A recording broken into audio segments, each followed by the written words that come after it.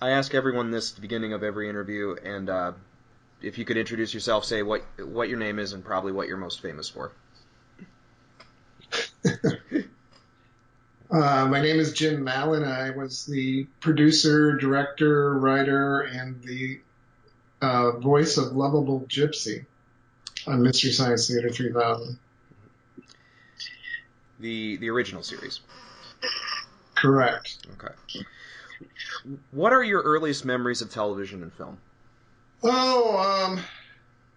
TV, we had a black and white, our first TV that I can remember, and this would have been the early 60s, was a black and white round screen TV with two knobs below the screen on either side, and one controlled vertical hold, which apparently was something in those days that was, you needed to battle. They were all tube TVs. I suppose the tube technology was only so good.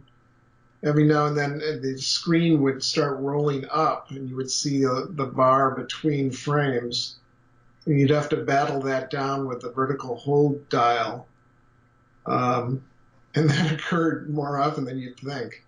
Were you inspired by television, or did you just think of this? At what point did you say, I really want to get into television? You also asked about films, and I was just trying to remember. My first really strong sense of movie watching, other than movies on TV, was the local movie theater in my hometown of Rochester, Minnesota. One of the local theaters called the Lawler had this program on Saturday mornings that if you collected 20 Pepsi bottle caps, you got to go free to see. They ran basically horror films on Saturday morning, and the kids would get in free by collecting bottle caps. That made an impression on me. Do you remember what movies you went to see specifically? Any titles? The only one that pops to mind is Journey to the Center of the Earth was one of them. Oh, yeah. So that's my early, when I was a kid, we every weekend went to a lake about an hour's drive from our home where my dad had purchased a trailer, and that was our summer cabin. And we eventually got a 9-inch black and white TV back when that was a big deal to get a miniaturized TV. And we could get a few TV stations, and one of the ones we got was Channel 11 out of Minneapolis. And late on Saturday nights, they would run horror films at like 10:30 and on, and we would have what we called enduros to see who could stay up the longest, because they'd run like 3 or 4 of them back to back. So it was sort of a participatory thing back in the day. Did you already know you wanted to be in TV before you went to the University of Madison or University of Wisconsin, or did that come while you were there? So I think what you're asking is how did I get interested in all this stuff? Yeah. I was always interested in television comedy, and the way it was presented back when I was a kid is there weren't dedicated comedy shows. They hadn't figured that out yet. But what there were variety shows like Ed Sullivan and the Smothers Brothers and Carol Burnett. And they had segments on those shows where the main comedians would perform. And that's how we got our comedy back in those days. And then in the late 60s, Laugh-In appeared. And that blew us away because it was all comedy from start to finish, and that hadn't been done before. And that was inspiring. And as it turns out, my 5th grade friend Rick Lee and I got together. His parents had a regular 8 film camera. It was a reel-to-reel film, or maybe it was a cassette. You shot about 3 minutes on one side, and you flipped the cassette over, and you shot about 3 minutes on the other, and it was silent. And we did our own little comedy bits inspired by Laugh-In. And then he had an old-time garage. It was huge, and it had a big basement in it. And we'd set that up as a movie theater for our neighborhood kids. and we'd show our movies that we made, like 2 or 3 of them, and then we'd go to the library. And in those days, you could rent 8mm film cartoons, a variety of stuff. So we would make about an hour and a half worth of programming and have popcorn and candy and stuff. So that was about 5th grade. We did that off and on. And I remember in 7th grade, I was blown away because Sony came out with the 1-2 black and white camera. I think they called it a handy cam, if I'm not mistaken. And that was unreal, because prior to that, the only way you could make television is to have access to serious production facility, with gear that probably cost upwards to $1 million. And the tape was 2 inches wide. And you as an individual couldn't make programming unless you had an in at a TV station. So then Sony came out with this reel-to-reel handycam, and it was liberating. It was black and white, but you could go out and, as opposed to Super 8, which I had graduated to by that point, this was sync sound, and you got your results instantaneously. So in junior high school, we started making TV shows, parodies of, there was a Mutual of Omaha, Wild Kingdom, which was a pretty famous show in the day, where I think they fenced animals in and then ginned up stories about how the animals were getting along and how one was killing another. And then there was this guy named Jim who would go and wrestle the crocodiles or wrestle the buffalo or whatever they were featuring. So we did a parody of that and got that on the local cable channel. That was probably late junior high school. So I'd been messing around with film and TV, and then got involved with theater in 6th grade. I was involved with the children's theater in our hometown, and I probably was in 3 or 4 kid productions, and then did probably a half dozen adult productions. And that led into high school, where our high school was one of the first high schools to be wired for TV. And we convinced the guy in charge to do something we called the morning news, where I did the social news, a friend of mine did the sports, and another friend did the regular news. And that was about a 8 or 10 minute broadcast we'd do every morning. So I'd been interested clearly in television, film, and acting before I got to Madison, but no one in my family had ever made a living in the arts before, so it was difficult for my parents to support that vision. They wanted me to get a real job. Mm-hmm. So when I got to Madison, I probably had 3 or 4 different majors before I figured out I needed to go to communication arts, and that's what I ended up with. And is that where you met Leon Varjian? Yeah, that was the first week of my junior year.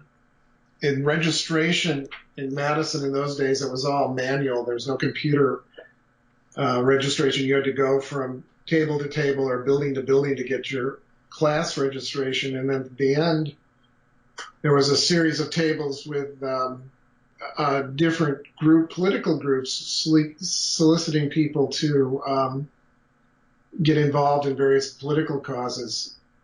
At one of the tables, there's this wild guy standing there, and he had a map of New Jersey, and he was asking for petition signers to sign a petition to change the University of Wisconsin-Madison to the University of New Jersey, because New Jersey had no University of system, and Wisconsin had like a dozen of them. And so it was just this silly political deal. And he was just doing this shtick, and I thought it was pretty funny, and he invited me to help him do the one the next day, and we ended up doing street theater for about, better part of 2 years, where about every other day we would do a skit of some sort on the library mall, and everything from welcoming new city buses that the city was very proud of, and we went out and had a celebration for the buses as they came down the State Street in Madison, to existential protests where we held up signs like angst and ennui and marched around like regular protest people did. And eventually, it's a pretty long story, but we ran for student body president, vice president, and I won the presidency and he won the vice presidency. And now we had a 6-room office, a budget of about a couple $100,000 and a staff. And we just sort of extended the skits that we did on a much larger scale, resulting in probably the most famous thing we did was we built the Statue of Liberty from the nose up, larger than life, on the lake next to the campus, Lake Mendota. So it looked like the Statue of Liberty had fallen through the ice and just her face and her torch had poked out of the ice. And that got us actually some national attention. Saw the clip. What's that? I saw the clip on NBC Nightly News. Yeah, at Huntley Brinkley. Yep. Back in those days. We made Chet Huntley, who never smiled, smile. That was an accomplishment. But we were inspired by Animal House that just came out, so we threw what we called the world's largest toga party, where we had over 10,000 toga-clad revelers in a circus tent on the edge of campus. And actually, John Belushi called in to that party. That was one of our brightest moments. We sold 200 half barrels of beer at that event. And we did it the next year, and it was such a robust thing that they actually moved the Dalai Lama, who was scheduled to appear on the campus near where we were going to stage our event. So that was quite an accomplishment, too. So anyway, I could spend 2 hours talking about everything we did during that period. Bravo, sir, bravo. We'll talk about Leon. What kind of guy was Leon Varjian? Because he doesn't get a lot of credit. I'm curious about that. He was a really interesting guy. He was an Armenian and a very intense man. He's probably one of the brightest people I ever met. He was always quick with a one-liner or a joke because he had a stack of 3x5 cards about 4 feet high of one-liners that he would memorize. And then he'd put them on the stack and pick them up later and run through them. He had this shtick and this persona that he had. He was just an iconoclast, is all I can say about him. He was really interested in just doing the silliness on the largest scale as possible, and I think that's where the two of us lined up pretty well. Can you talk about going from the progression from University of Wisconsin to Bloodhook? Because I'm curious about how Bloodhook came about. So I graduated from Madison and eventually moved up to Minneapolis and got a job working for a film production company as a sales rep, and that didn't work out very well. So I eventually moved back to Madison because I knew I could get into the public television station WHA-TV. I had enough contacts.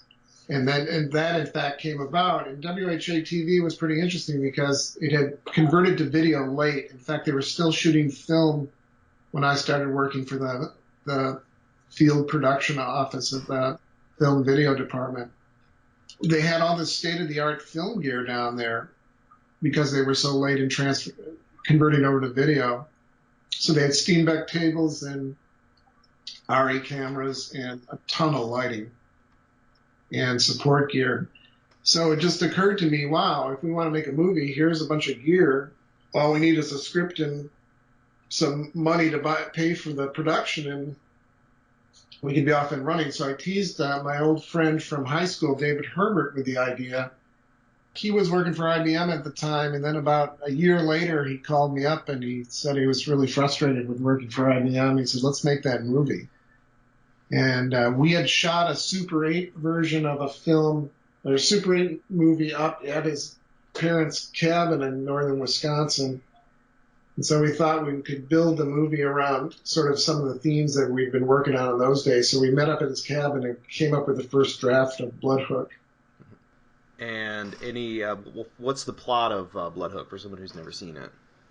It's about a deranged bait shop owner who has a very special bait that he makes from chopping up tourists to feed to muskies. And muskie is a gigantic freshwater fish that in the fiction of our film just loved this bait. And so some kids go up to northern Wisconsin to sort of check out this cabin that they'd inherited and get involved with these crazy guys up there. And then you sold it to, well, actually, first of all, you met Kevin Murphy there. I met Kevin Murphy at Madison. When I was working on the film video crews, he was working for the studio crews. And he was the best boy on our feature up in Hayward. And you two eventually became writing partners, correct me if I'm wrong?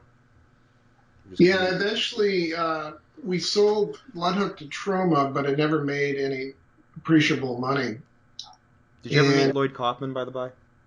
I don't think I ever did. My partner did. We didn't have enough money for both of us to go out for the sales meetings. I might have met him when we did the mix in New York, but I don't remember. It doesn't come to mind. Anyway, I got done with Bloodhook, and I was trying to figure out what to do, and there was an ad in the paper in the Twin Cities looking for a film director, and I was probably maybe the only or one of two film directors that exist in the Twin Cities, so I applied.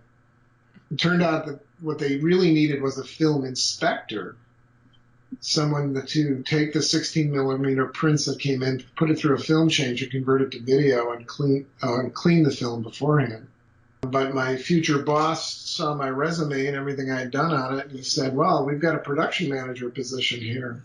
And so I took that job, which was great because now I had access to, it wasn't top of the notch, but it was okay, middle of the road cameras, video editing suite, and studio. And I hired Kevin to come up and be one of my cameramen precisely so he and I could work on comedy bits together, which we ended up doing. What was the day-to-day role at KTMA?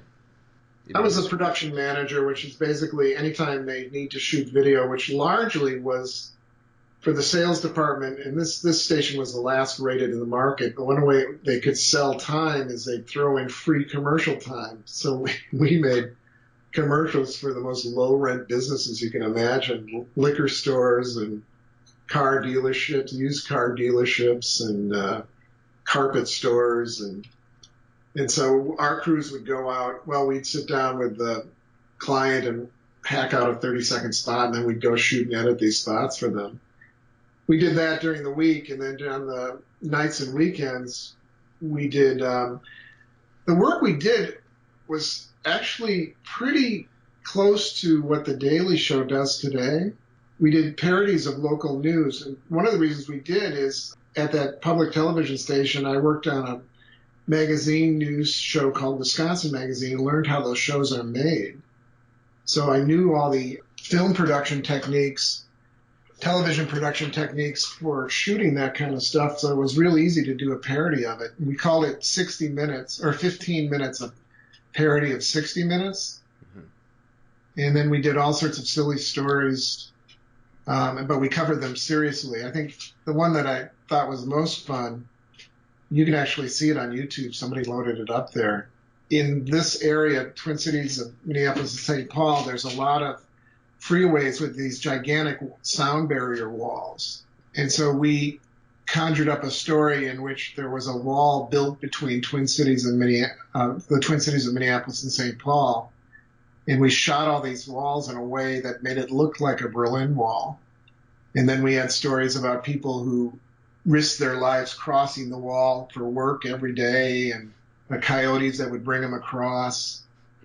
And we interviewed some actual politicians about it. Then Kevin, as the correspondent, went undercover. He put on an elephant nose and had a coyote bring him across the wall with a film crew. And if you look at The Daily Show today, you'll see that those stories are very similar. They've got it down to a science now. We were pretty primitive, but and I always wondered because Liz Winstead, who was the original producer of The Daily Show, mm-hmm. was from this area. And I don't know if she ever did those news bits. And I thought, I wonder if she was inspired by what we had done. I got more about that era of Comedy Central later to ask you about, but before we get to that, talk about meeting Joel Hodgson. So when I was editing Bloodhook, I was in a warehouse in downtown Minneapolis called the Colonial Warehouse. And our edit suite facility was adjacent to Joel's warehouse space. So it was just happenstance. We happened to move in a space where we were right adjacent to him. And one day I remember he walked over and he had a boutonniere that had a butane tank attached to it that shot out about a 6-foot flame. And that's kind of my introduction to the guy. So the way Mystery Science evolved was Kevin and I had been doing all this regular job, 40 hours a week, and then we were doing all this comedy stuff, like an additional 20 to 30 hours a week. And after 2.5 years of doing that, we were pretty burned out. It was fun, but it just was exhausting. And I happened to be in a wedding at Seattle, and I talked to the people I went to the wedding of were in the television community up there. And there had been a fair amount of local production comedy done in Seattle, and I met one of the people that knew about it. And he said, oh, here's what you need to do. He said, instead of doing all the work yourself, all these comedians, this was back when stand-up comedy started to get hot, are dying to get on TV. So all you have to do is go out in the community, meet a couple of them, and they'll bring the programming to you. So I came back to Minneapolis, and I knew Joel from the editing facility at the warehouse. And I called him up, and I said, we've got middle-of-the-road equipment, but we've got access to the 13th Market. Do you have any ideas for a show? And he said he'd think about it and come back. And we met for lunch about 2 weeks later. And he had the germ of the idea for Mystery Science. He said, normally you watch these hosted films where you see a segment of the film and then you go to the host and he's usually hawking merchandise with the clients or interviewing people. And his idea was, instead of having the host at the commercial breaks, let's have the host during the movies. And he had this little sketch of him and 2 robots at the bottom of the screen, and said that they would just be there. And it was interesting because at the beginning, it wasn't going to be it wasn't thought of as a comedy show. It was just going to be sort of a curious show, and that the things we'd talk about would be more factual necessarily than comedy. Just, like this film was made at the same year, The Green Slime was made the same year 2001, A Space Odyssey was made. Just sort of a factual thing. But he brought in Trace, and he brought in Josh Weinstein, and he brought in, who else was involved in those days? Well, Kevin Murphy was involved. And everybody had a pretty strong sense of humor, so it became humorous right out of the gate. Did you direct those early episodes, or was that directed by someone else? I pretty much did. We didn't really have a director title. Mm-hmm. I was probably more of a showrunner than a director, but somebody had to sit in the control room and call the shots, so I did it kind of de facto. Kevin ran the camera, and Trace and Josh were the puppeteers originally. How many episodes did you shoot with KTMA? It was roughly 24. Mm-hmm.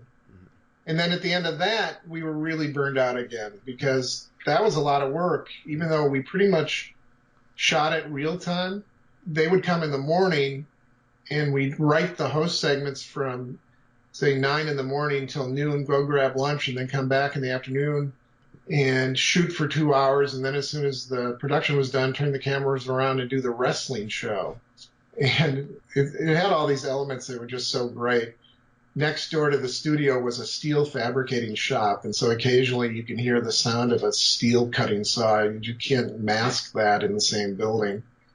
So we started getting burned out, and Joel was getting kind of burned out too, and Louis Anderson was doing something on the West Coast, and so Joel decided to fly out there and do that. I think we did 2 episodes without him, and we were kind of out of gas.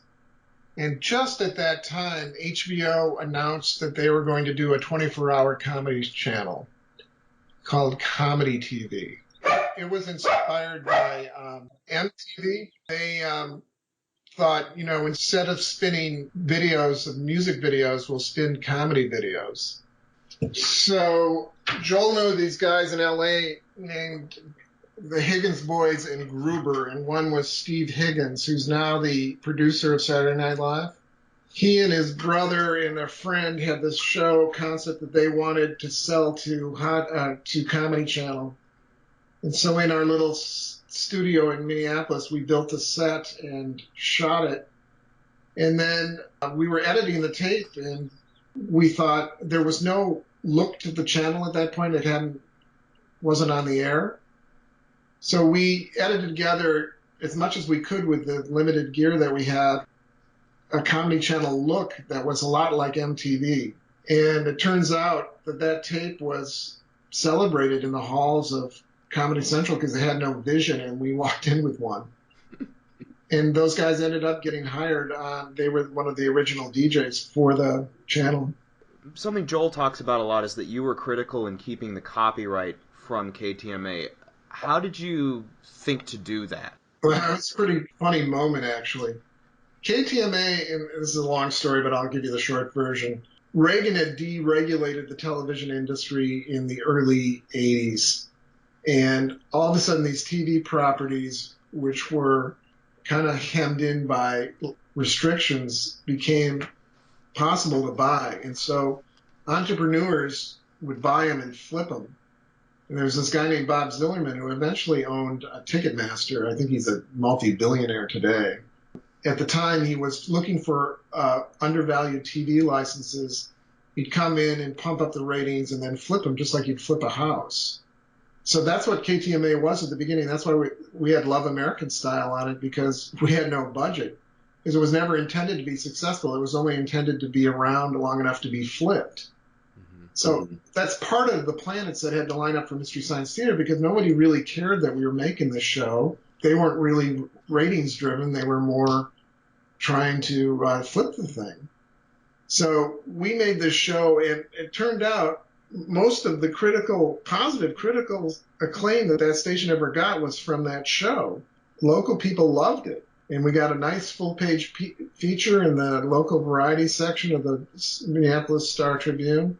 And we were enjoying making it, and then we were kind of, like I said, running out of gas. So one day I walked into my boss, the station owner, and said, "Yeah, we're thinking about taking this show, see if we can sell it nationally. Do you have any problem with that?" And he said, no problem. You go ahead and take it. So he gave me the copyright on the spot.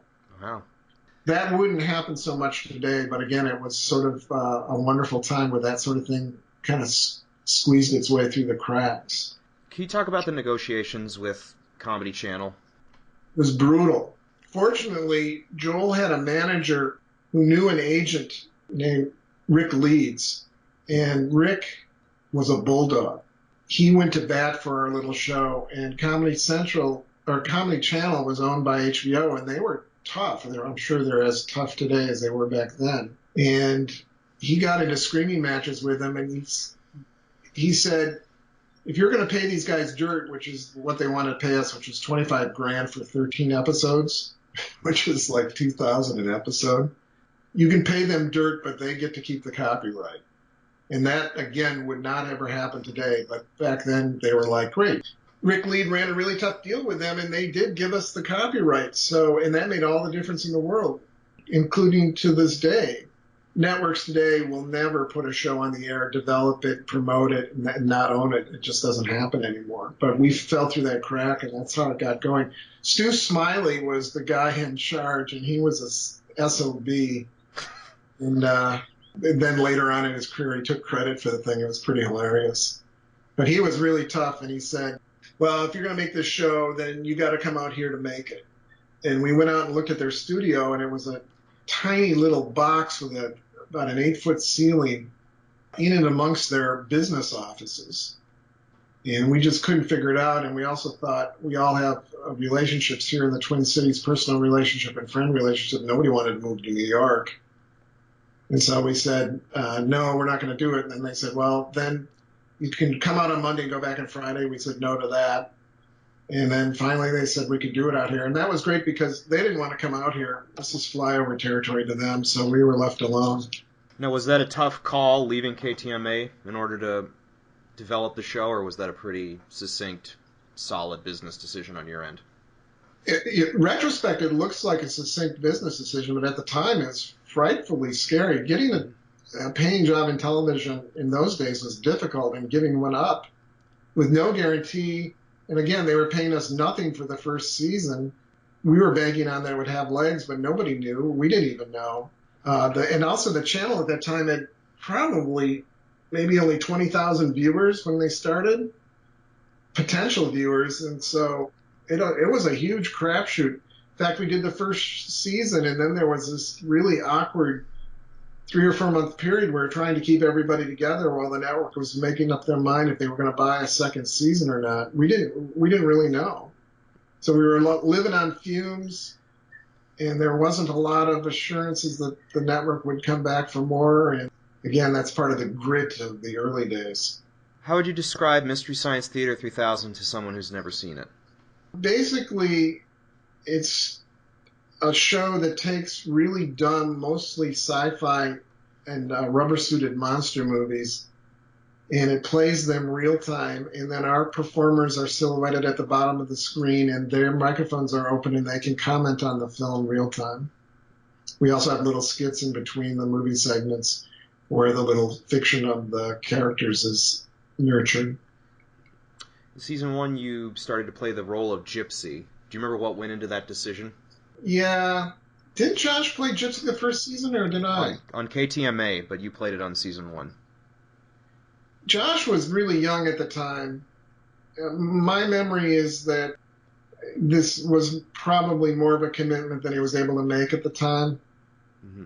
I don't remember specifically. I just remember at some point we decided this wasn't for him, and so he left.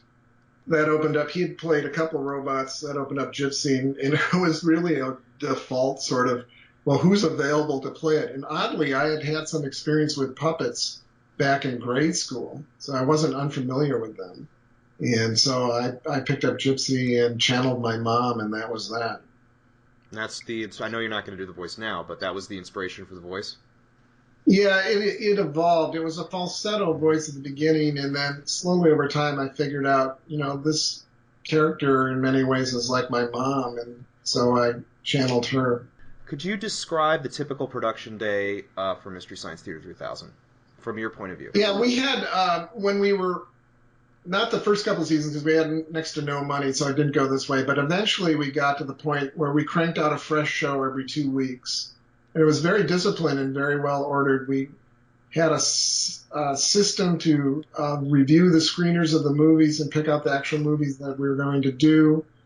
We eventually had home writers that would take cassettes and write from home. We had a staff of probably 6 or 7 writer performers that would sit around a room and watch the movie from start to finish, maybe 3 times. And we had a person in the room on the computer to transcribe the jokes as they were coming. And then the film was broken up into chunks, and individual writers would take the raw material from the writing room and the home writers and begin to polish and figure out what stays and what goes and where the stuff is slotted in. So we would do that. And then production was a 2-day affair. The first day we would do the host segments. We're actually involved with a lot more blood, sweat, and tears than the movie segments ever were. Writing those segments and propping them and lighting them and shooting them was a tremendous amount of work. And then the day after that, we'd clear out the studio and put up the silhouette. Joel and the puppeteers would assume the position in the room. They had monitors on their laps so they could see what the composite looked like. They had headsets on and headset microphones on, and they would say their lines to script. Would you describe that period from season 2 to season 5 as sort of the golden era of the show behind the scenes? I think beginning with the 3rd season, it became the happier time because we told the network that we were going to implode if we didn't get a better deal. And so we got a new deal. I think we got up to like $40,000 an episode, which still is nothing, but in the day that was more than twice the amount of money we had been working under. It allowed for us to buy a few more production people and writers to take the load off a little bit. And I think we hit a rhythm, so we just began to crank them out. And every 6 weeks we'd take a week off. It was really kind of a sweet deal. Let's talk a little bit about the cast changes. You've already talked about Josh, but at a certain point, Joel left the show, Trace left the show, Frank left the show. What was your overall opinion, kind of thoughts going into those changes? When Joel indicated he wanted to leave, of course there was a lot of consternation because will the network be good with us switching a new performer into that key role? Nobody knew. we were pretty confident that the show concept was valid and we still could make funny shows, but we didn't know if the network would accept it, but they turned out that they did. So we rolled into Mike, and eventually Trace, a couple of years later, 3 years later maybe, decided to leave, and we rolled with that. We brought Bill Corbett in. And the show concept was so strong that it seemed to be able to exist even to this day with a lot of different players playing the ancillary roles.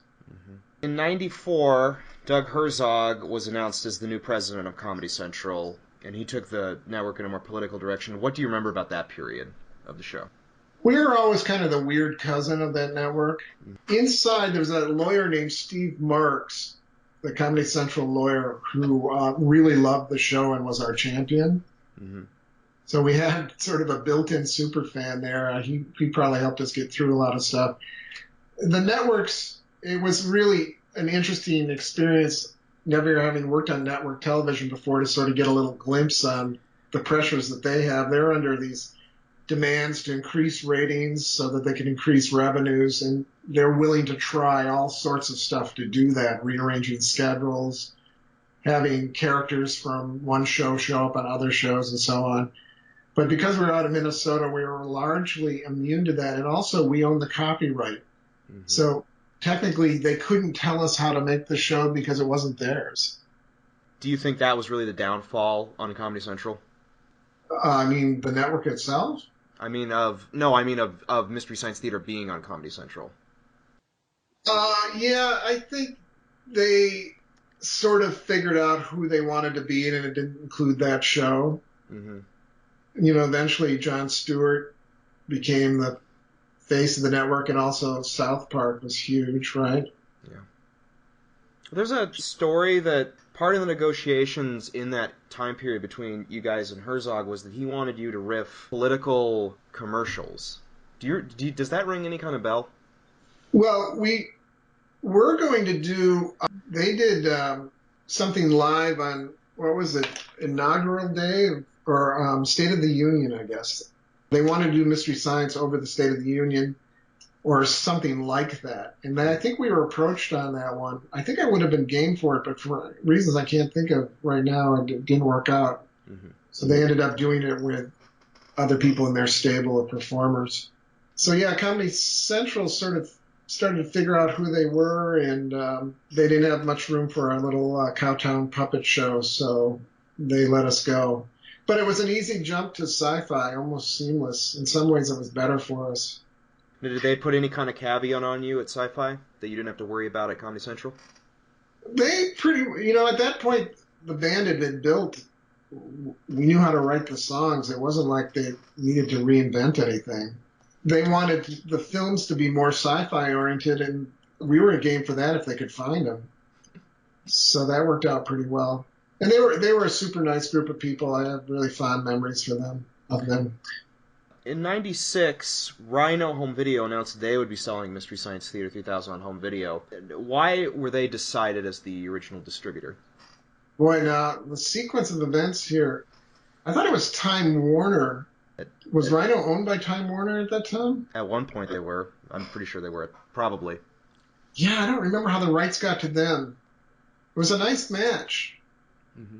As shown to this day, right? Same group that's Shout Factory. Yep. There was a moment, kind of a difficult moment, where we had to tell Time Warner that we were going to leave. And I think that's how we jumped ship once the contract expired. To Shout Factory? Yeah, because they weren't getting behind to promote it at all, and they were up to some stuff that we thought wasn't really supportive of the show, so we jumped, and Rhino, or Shout Factory, was starting up and was looking for programming, so it was a nice match. I wanted to ask about, we're jumping ahead pretty far, but how did you feel when Mystery Science ended in 1999?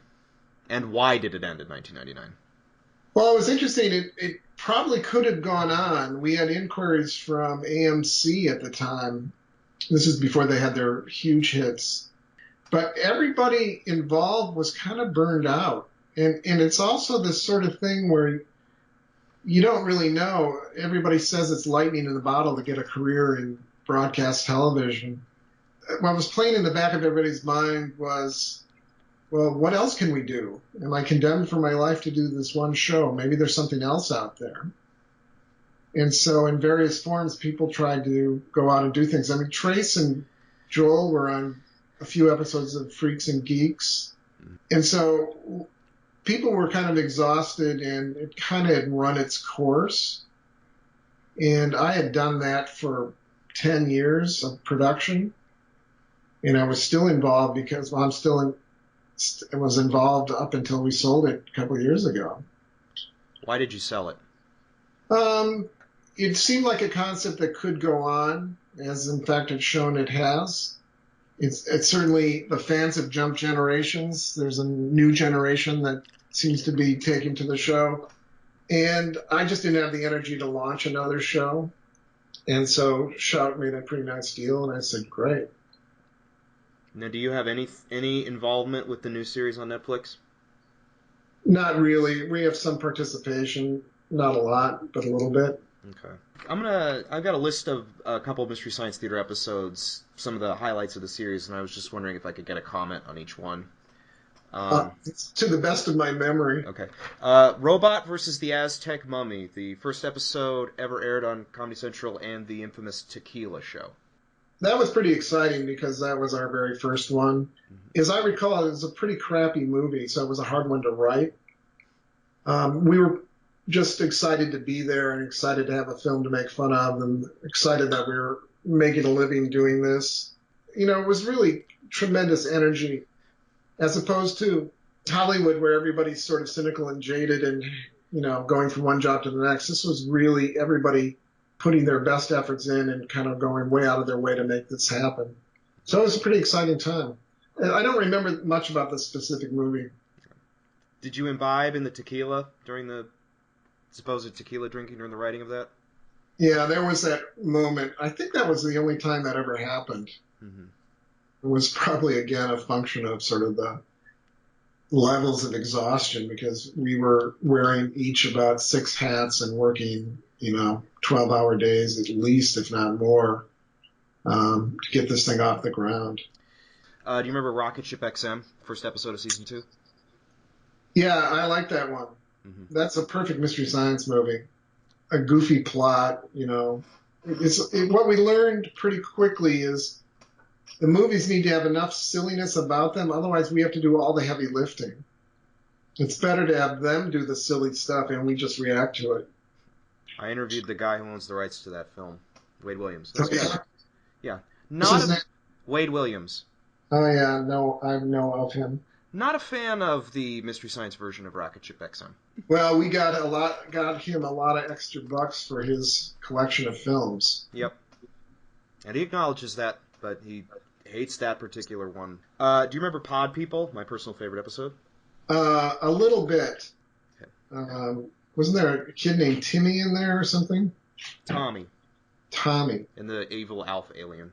We did about 180 of these things, and that was quite a few years ago, so it's hard to remember specifics at this point. Do you remember Manos, I assume? Yeah, that one, because we celebrated that as the sort of the worst one we ever did, or worst movie we ever did. And so whenever we were asked to interview, that came up. So I remember a lot about that one. Do you actually think it was the worst movie you guys ever did? That's pretty tough to... What exactly is the worst movie? There are a lot worse bland films. That one at least had a lot of crazy insanity, like didn't they have the actresses in negligees dancing around a bonfire at one point? Mm-hmm. And Torgo had bulbous knees as his main feature. There's a lot of silliness in there. The whole master bit was hilarious. Mitchell, starring Joe Don Baker. Yeah, I remember about that one. One of the first lines, Crow says, "Ladies and gentlemen, the star of our show." And it's Mitchell passed out in the back of a squad car or taxi cab. I can't remember which. Squad car. Do you think those stories about Joe Don Baker not liking Mystery Science are true? Do you have any thoughts on them? Yeah, we had heard that. You never know. It was one of the reasons we were pretty sure we couldn't make the show in L.A. because we were making fun of people that actually, many of them are still trying to work in that town and are pretty sensitive about their earlier work. Did you have any interaction with anybody who didn't like their appearance on Mystery Science? I don't think so. We had a few celebrities up for our conventions that they were happy to take our checks then and seemed to be pretty pleased with what was going on. You know, it's sort of a weird thing. If the film you make ends up on that show, it sort of says maybe it was a bad movie. Do you remember The Incredible Melting Man? Don't remember that one. It's got the sketches where you guys made fun of how you ended up making the Mystery Science Theater 3000 movie. Was that where the focus group was in? Yeah. I remember that skit. That was a really well-written one. And Trace did a great job performing it. It was exactly like the experience we had when Mystery Science, the movie, was run through a focus group. Do you think all those sketches were accurate to the process of the making of the movie? I'd have to look at them again just to say that concretely, but it was certainly inspired by a very difficult and somewhat joyless process when we went through when we were making the movie. Jack Frost, which is the last episode where you voiced Gypsy. Don't remember much about that. What's the short in there? Do you remember? There's none of the ones I've talked about have shorts. So. Oh, okay. Do you remember, why did you stop doing Gypsy? I went through a personal loss. My daughter drowned, and that was about in season 8, if I remember right. Maybe, yeah. And that turned my world upside down, and my enthusiasm for our project dimmed for quite a while. Okay. It had nothing to do with the project. It had everything to do with a huge personal loss. Just let me apologize for that loss. I know it's been a while, but still. Do you think that Patrick Brantseg, who took over the role, did a good job? Sure. He was a great guy. Go ahead. In some ways, it's almost seamless. Deadly Bees, you played the bowler hat guy. Right. One of my few on-camera shots. Maybe that was the only one. No, I was in the Jungle Goddess. The waffle. We have a waffle feed or a pancake feed. Mm-hmm. I was in the audience. Quest of Delta Knights. Yeah. Wow, you do know the show. Yeah. Well, I'll tell you now. Thank you for ruining my life. Huh. I'd say that to everyone I interview. Soultaker, when Joel and Frank came back for one episode. Don't remember much about it. Okay. It might have been during the period where I was kind of out of the show. Okay. And Diabolik, the final episode. Yeah, it was pretty surreal time. It had been a long 10-year run. I think there were a lot of mixed emotions going on. There was a pretty strong crew, support people, makeup, hair, people that have supported us over the years. And we were also in the process of shutting down that massive office.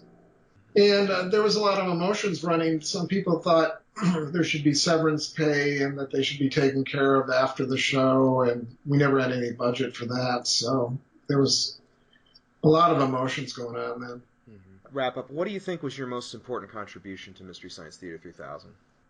I guess it's tough to say. I was there through every aspect of this from the inception to the end. In that sense, I had sort of a showrunner capability where I was involved with the writing, but also involved with the budgeting and staffing and personnel issues and equipment acquisitions. And I had a strong production background from Wisconsin Public Television, so I was really uniquely situated, and again at KTMA, to birth it.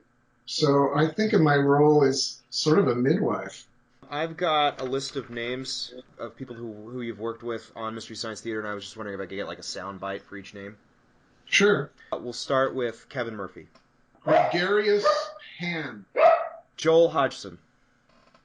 Is pretty brilliant iconoclast. Josh Weinstein.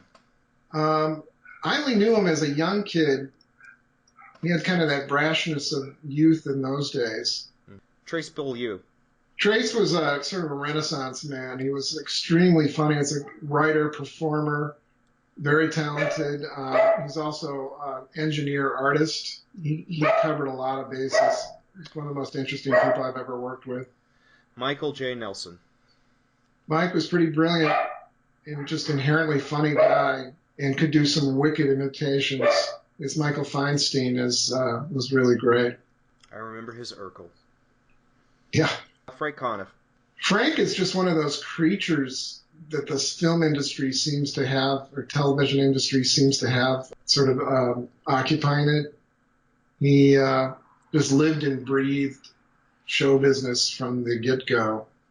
And he was kind of a crusty guy, but really his character he did a really great job as TV's Frank. It's really pretty funny. Bridget Jones Nelson. Bridget was just so full of energy and life and wickedly funny and a really great performer. She and Mike have been together for a long time and were really a great team. Paul Chaplin. One of those denizens of the local comedy scene who's also politically very shrewd. So his comedy was more pointed than others, I think. Mary Jo Pehl. Mary Jo, have you ever seen her stand-up act? I haven't seen the stand-up. She's uniquely talented and gifted. Very lovely woman. Bill Corbett. Bill, I remember him trying on the crow puppet for the first time, and it was quite a reach. I got to hand it to him for taking a chance and doing that. Obviously, was very talented and smart, funny. Jordan Fields. Jordan was, I think he was with Rhino, or what was the parent company? I guess it would have been Warner. Yeah, Time Warner, or Warner Brothers. And then he was hired by Shout Factory. He was pretty instrumental in helping move this along, especially post the network years. And finally, Jim Mallon. That's pretty funny. That's your thought on Jim Mallon? I think I called myself a midwife earlier. That's okay. Any last advice you'd want to give to somebody who wanted to work in either TV or film? Pretty standard stuff, really. Pay attention to what you really like. Try to honor it as much as you can. It's difficult in the world to make your way through it. And I don't even know how it's done today. The systems are so different now with YouTube. Anybody can pick up a camera and anybody can get iMovie and throw shows together. But figuring out how to get paid is challenging. And I don't know how it's done today. As soon as I figure it out, I'll let you know. Well, again, thank you for taking time to talk to a nerd. It's nice to meet you, Joshua. Thank you. It was nice to meet you too, sir. And like I said, thank you for creating a show that had a very powerful impact on my life. Take care, man.